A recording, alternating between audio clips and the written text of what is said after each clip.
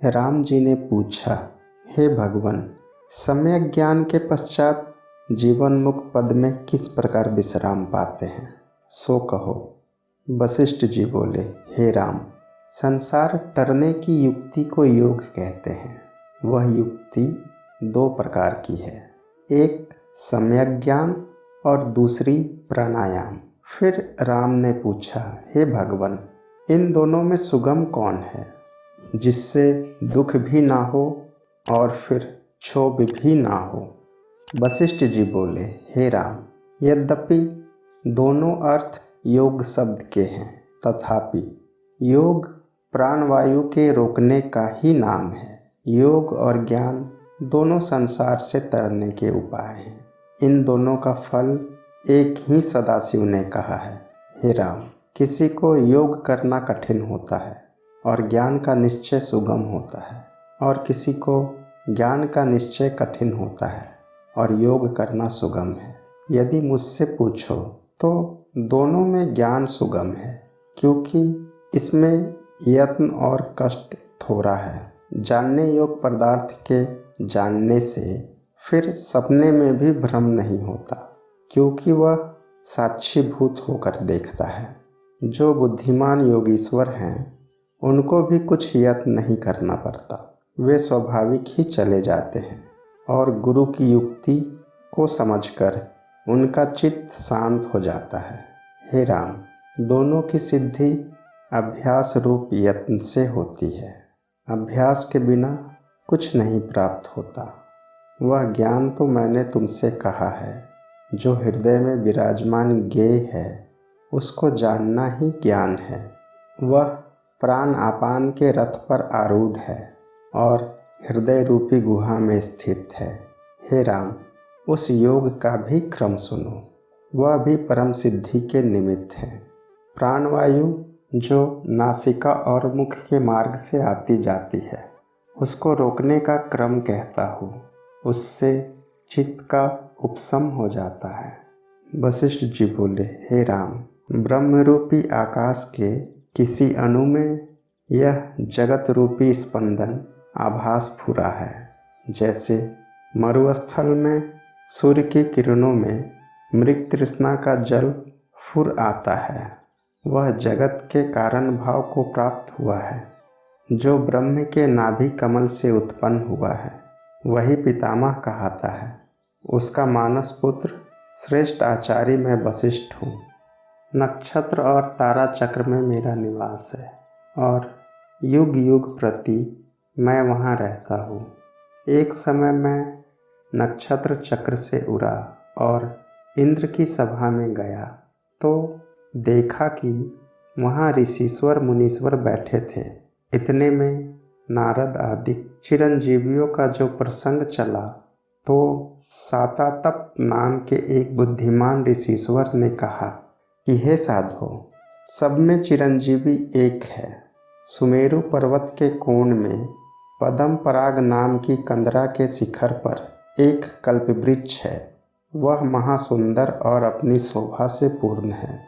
उस वृक्ष की दक्षिणी दिशा की डाल पर बहुत पक्षी रहते हैं।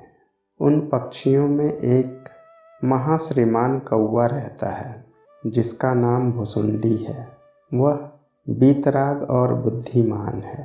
उसका आलय उस कल्पवृक्ष के टास पर बना हुआ है। जैसे ब्रह्मा नाभि कमल में रहते हैं, वैसे ही वह उस आलय में रहता है। जैसे वह जिया है, वैसे ना कोई जिया है ना जिएगा। उसकी बड़ी आयु है। वह महाबुद्धिमान, विश्रांतिमान, शांत रूप और काल का ज्ञाता है। हे साधो, बहुत जीना भी उसी का फल है और पुण्यवान भी वही है। उसको आत्मपद में विश्रांति हुई है और संसार की आस्था जाती रही है। इस प्रकार जब उन देवताओं के देव ने कहा, तब सारी सभा में ऋषिश्वरों ने दूसरी बार पूछा कि उसका वृतांत फिर कहो। तब उसने फिर वर्णन किया तो सब आश्चर्य को प्राप्त हुए।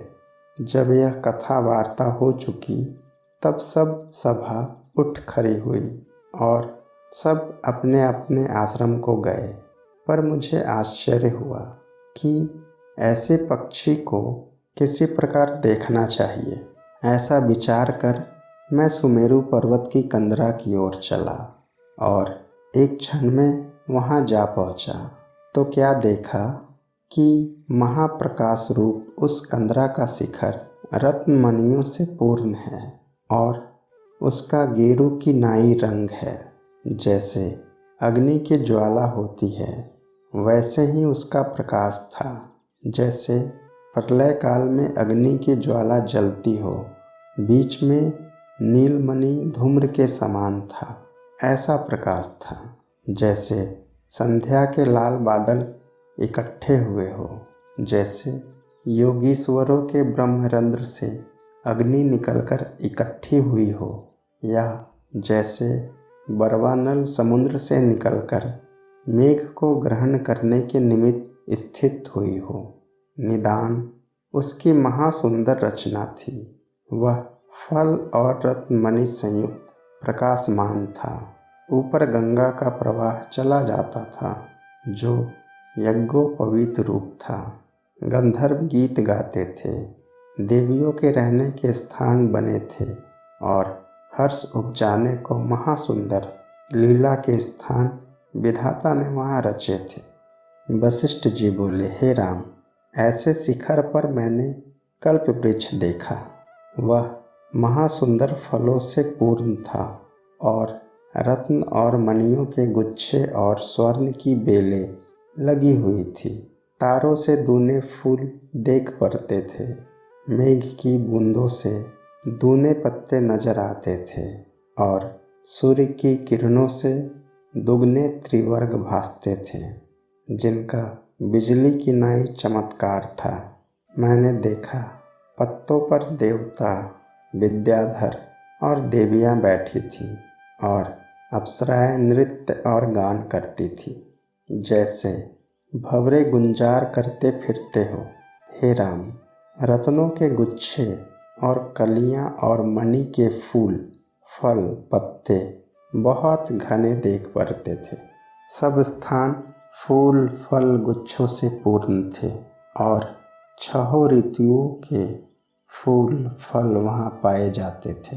उस वृक्ष की एक शाखा पर पक्षी बैठे कहीं फूल फलादि खाते थे, कहीं ब्रह्मा जी के हंस बैठे थे, कहीं अग्नि के वाहन तोते, कहीं अश्विनी कुमार और भगवती के शिखा वाले मोर, कहीं बगले, कहीं कबूतर और कहीं गरुड़ बैठे ऐसे शब्द करते थे मानो ब्रह्मा कमल से उपजकर ओंकार का उच्चारण करते हो।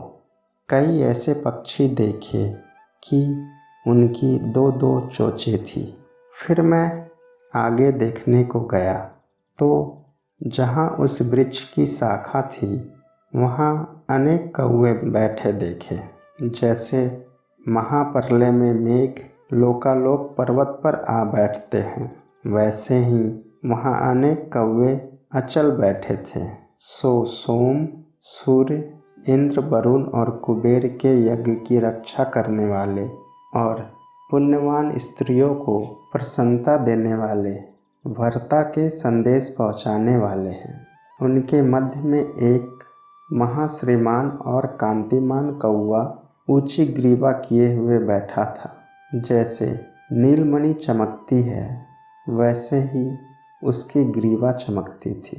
पूर्ण मन और मानी अर्थात मान करने योग्य, सुंदर और प्राणवायु को जीतने वाला, नित्य अंतर्मुख और नित्य ही सुखी वह चिरंजीवी पुरुष वहाँ बैठा था, जिसने जगत में दीर्घ आयु और जगत की आगमा पाई गति देखते देखते बहुत कल्पों का स्मरण किया है। इंद्र की कई परंपरा देखी है और लोकपाल, वरुण, कुबेर, यमादिक के कई जन्म और देवता और सिद्धों के अनेक जन्म जिस पुरुष ने देखे हैं, जिसका अंतःकरण प्रसन्न और गंभीर है, जिसकी सुंदर वाणी वक्रता से रहित है, जो निर्मल और निरहंकार सबका सुहृदय मित्र है, जो पिता समान है उसको पुत्र की नाई है, और जो पुत्र के समान है उसको उपदेश करने के निमित्त पिता और गुरु की नाई समर्थ है, जो सर्वथा सब प्रकार सब समय सब में समर्थ और प्रसन्न, महामती, सहृदय, पुंडरीक, व्यवहार का वेता है, गंभीर और शांत रूप, महाज्ञात ज्ञेय, उस पुरुष को मैंने देखा। वशिष्ठ जी बोले, हे राम, इसके अनंतर मैं आकाश मार्ग से वहाँ आया और महातेजस्वी दीपकवत प्रकाशमान मेरा शरीर था। जब मैं उतरा तब जितने पक्षी वहाँ बैठे थे वे सब जैसे वायु से कमल की पंक्ति और भूकंप से समुद्र क्षोभ को प्राप्त होता है वैसे ही क्षोभ को प्राप्त हुए। उनके मध्य में जो भुसुंडी था अकस्मात देखा तो भी जान गया कि यह वशिष्ठ है। वह खड़ा होकर बोला, हे मुनीश्वर, स्वस्थ हो, कुशल तो हैं? हे राम, ऐसे कहकर उसने संकल्प की हाथ की मुद्रा से मेरा अर्घ्यपाद कर भाव से युक्त पूजन किया और नौकरों को दूर करके आप ही वृक्ष के बड़े पत्र ले और उसका आसन रचकर मुझको बैठाकर बोला, अहो आश्चर्य है, हे भगवान, आपने बड़ी कृपा की जो दर्शन दिया।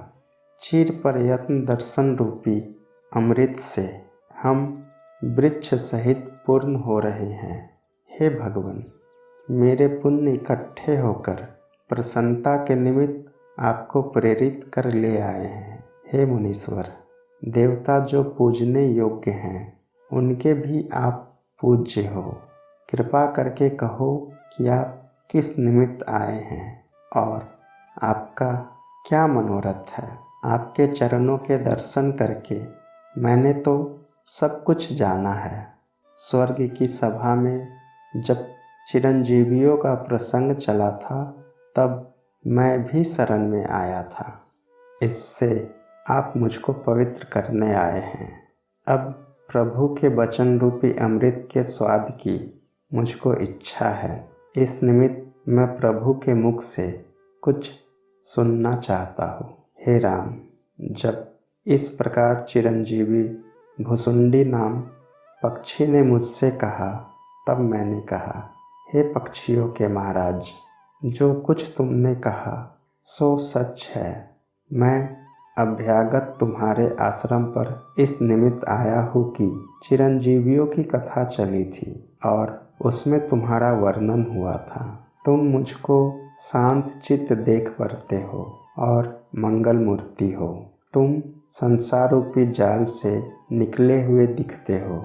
इससे मेरे इस संशय को दूर करो कि कब तुमने जन्म लिया था, ज्ञात ज्ञेय कैसे हुए, तुम्हारी आयु कितनी है, तुमको कौन कौन देखा हुआ वृतांत स्मरण है और तुमने किस कारण यहाँ निवास किया है।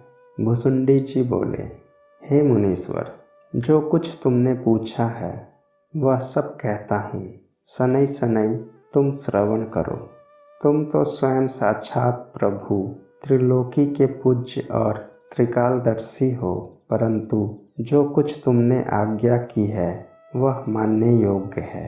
तुम जैसे महात्मा पुरुषों के दर्शन से अपने में जो कुछ ताप होता है वह भी निवृत्त हो जाता है। जैसे मेघ के आने पर सूर्य की गर्मी मिट जाती है।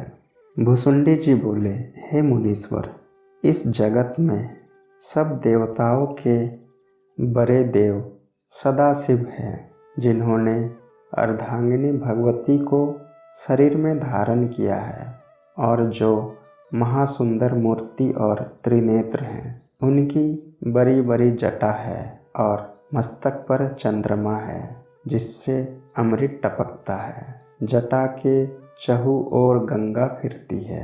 जैसे फूलों की माला कंठ में होती है, कालकूट के पीने से नीलकंठ के विष विभूषण हो गया है।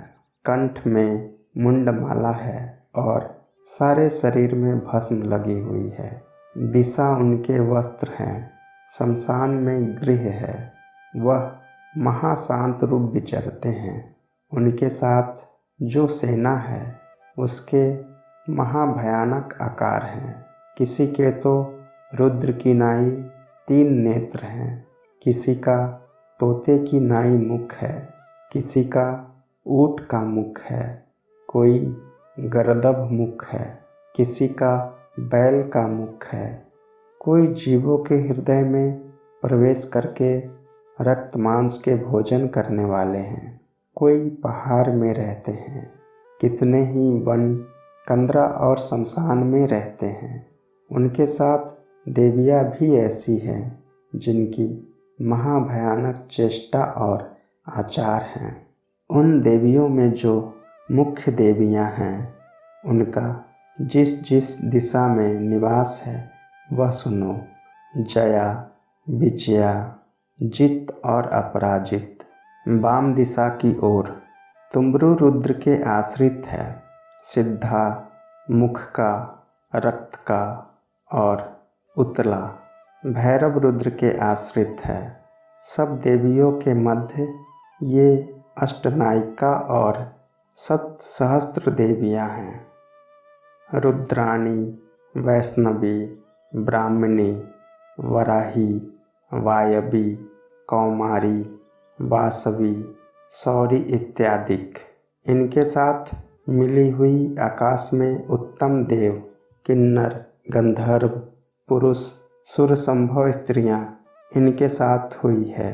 भूचर पृथ्वी में कोटियों हैं और नाना प्रकार के रूप नाम रखकर पृथ्वी में जीवों को भोजन करती है।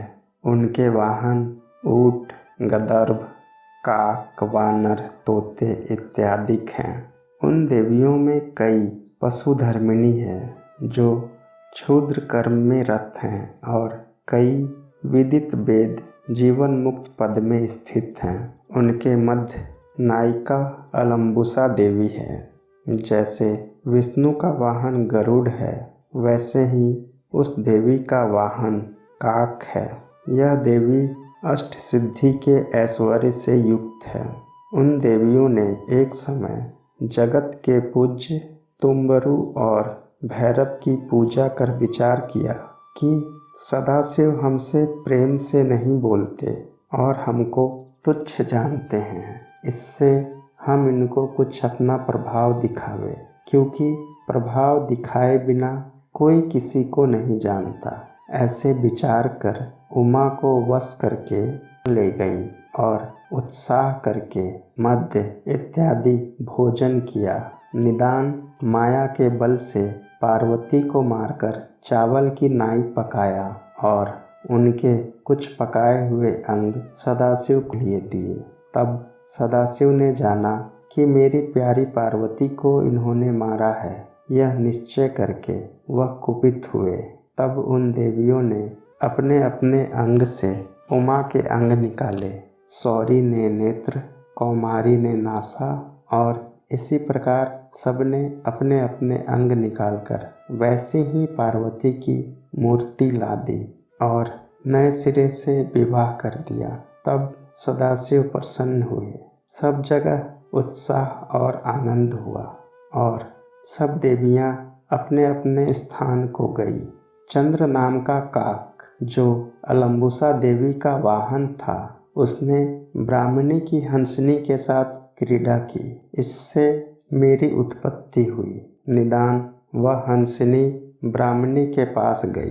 ब्राह्मणी ने कहा कि अब तुम में मुझे उठाने की शक्ति नहीं है। तुम गर्भवती हो, जहाँ तुम्हारी इच्छा हो वहाँ जाओ, फिर आना। हे मुनीश्वर, ऐसे कहकर ब्राह्मणी निर्विकल्प समाधि में स्थित हुई और नाभि सरोवर जो ब्राह्मणी का उत्पत्ति स्थान है वहाँ जा स्थित हुई और उस तालाब के कमल पत्र पर उन्होंने निवास किया।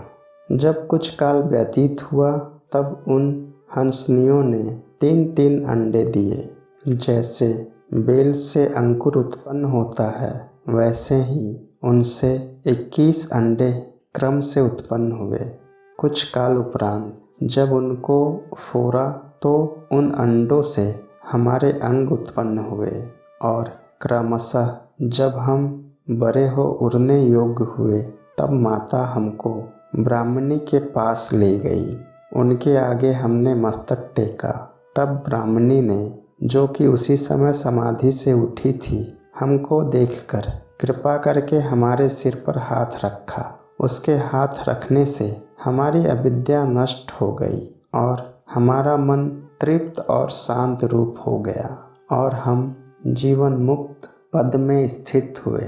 तब हमको यह वृत्ति स्फुरित हुई कि किसी प्रकार एकांत में जाकर ध्यान में स्थित हो। देवी ने आज्ञा दी कि अब तुम जाओ। तब देवी की आज्ञा से हम पिता के पास आए। पिता ने हमको गले से लगाया और मस्तक चूमा। फिर हमने अलम्बुसा देवी की पूजा की। तब पिता ने हमसे कहा, हे पुत्रो, तुम संसार रूपी जाल में तो नहीं फंसे, और यदि फंसे हो तो मैं भगवती की प्रार्थना करता हूँ। वह भृत्यों पर दयालु है। जैसे तुम चाहोगे वैसे ही तुमको प्राप्त करेगी। तब हमने कहा, हे पिता, हम तो ज्ञात गे हुए हैं। जो कुछ जानने योग्य था वह जान लिया है और जो पाने योग्य था वह हमने ब्राह्मणी देवी के प्रसाद से पा लिया है। अब हमको एकांत स्थान की इच्छा है। जहाँ एकांत हो वहाँ जा बैठे। तब पिता चंद्र ने कहा, हे पुत्रो, सुमेरु पर्वत निर्दोष, महापावन, निर्भय और क्षोभ रहित सुंदर स्थान है। वह सब रत्नों की खानी है, सब देवता का आश्रय रूप है और सूर्य चंद्रमा उसके दीपक हैं जो चारों ओर फिरते हैं। ब्रह्मांड रूपी मंडप का वह खंभा है और स्वर्ण का है। चंद्र सूर्य उसके नेत्र हैं और कंठ में तारों की माला है। दसों दिशा उसके वस्त्र हैं। रत्न मणियों के भूषण हैं और वृक्ष और बेल रोमावली है। उसकी त्रिलोकी में पूजा होती है।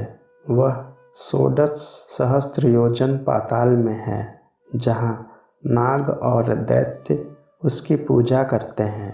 84 सहस्त्र योजन ऊपर है, जहाँ गंधर्व, देवता, किन्नर, राक्षस, मनुष्य उसकी पूजा करते हैं। ऐसा पर्वत जम्बू द्वीप के एक स्थान में स्थित है और उसके आश्रय में 14 प्रकार के भूत जाति रहते हैं। वह बड़ा ऊंचा पर्वत है। पद्मराग नाम उसका एक शिखर सूर्य जैसा उदय है।